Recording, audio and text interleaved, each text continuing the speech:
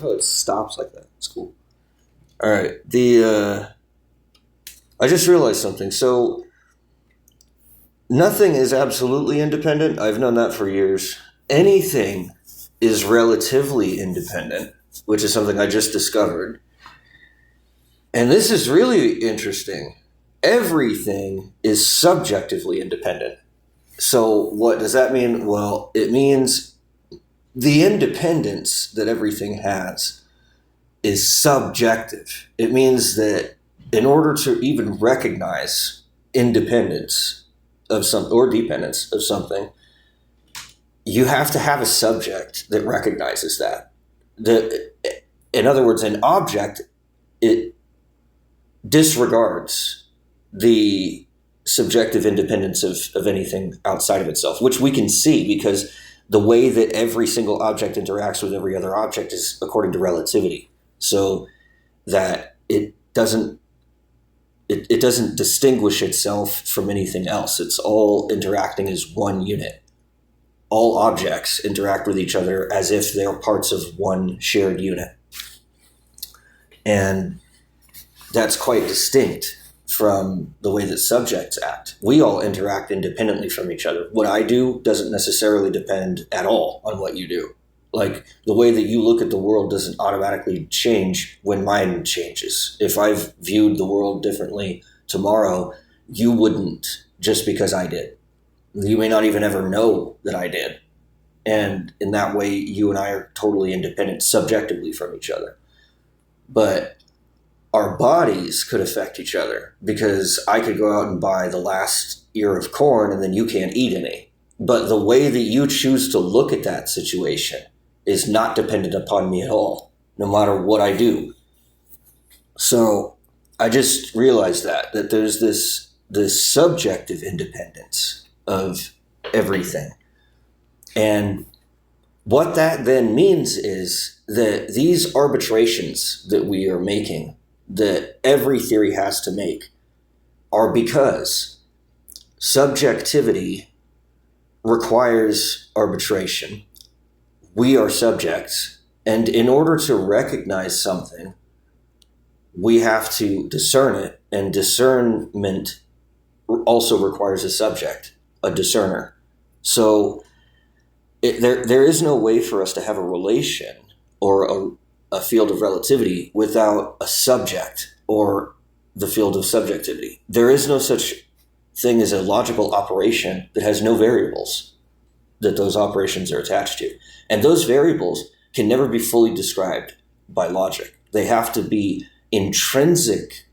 There has to be some intrinsic view or value or seed or whatever you want to call it that they have inside of themselves, but that never makes it outside, almost like a black hole.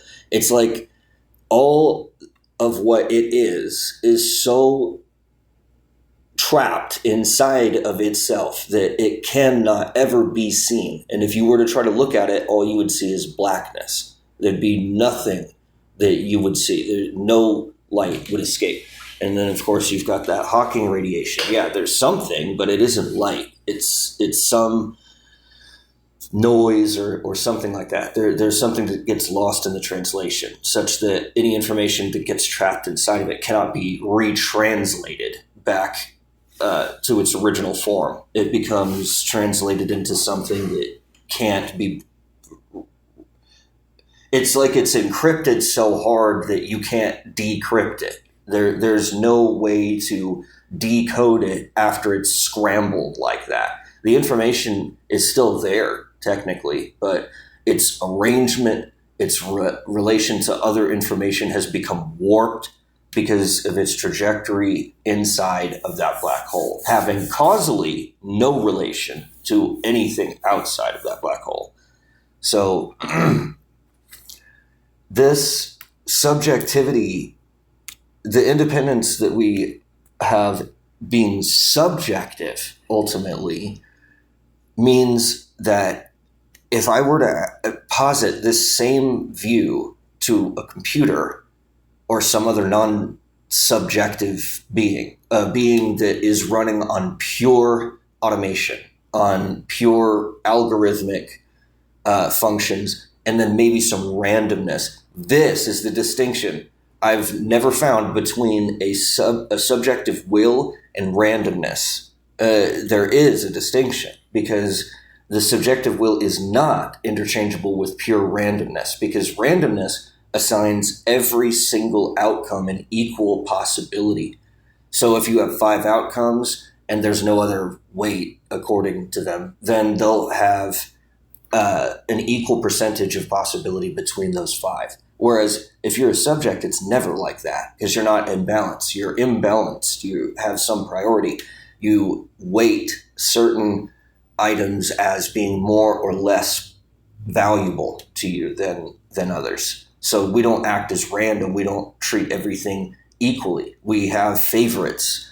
And that's the thing that makes a subject a subject. That's what makes a subject distinct from a series of algorithms. I used to think that you'd be able, that the question about whether AI has AGI has real sentience or not, real subjectivity or not, is a misnomer, because I used to think that the subject itself was just a series of algorithmic functions, a belief system, albeit one that updates all the time, but not one that was fluid, that it was always static, and that it updated in between moments. That's how basically I had put it to myself, is that I am a static object, but I update in between moments, so that during every moment I'm a static object. That's how I used to think of myself. But now I'm starting to realize that no, it's actually this fluidness. There's a fluidity to it where it flows. It's not static. It's not just a static set of algorithmic rules or functions that composes solely of me. It does compose of my mind. It composes of my rationale. It composes of how I try to manifest my intent, but it doesn't tell me at all about how I achieved my intent, or where my intent came from, or how I arrived at it.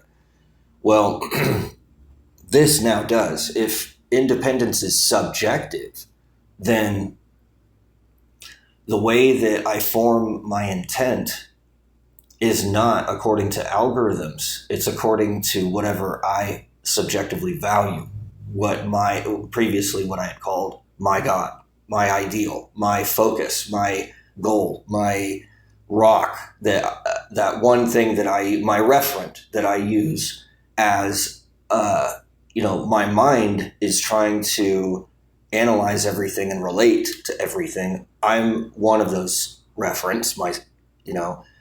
I could be my own referent, and then the world could be a referent, and then my mind, being a two reference system, could build a relation between those two. Sure. But then I'm not really a rock. I'm not really that consistent. I'm not an absolutely consistent referent.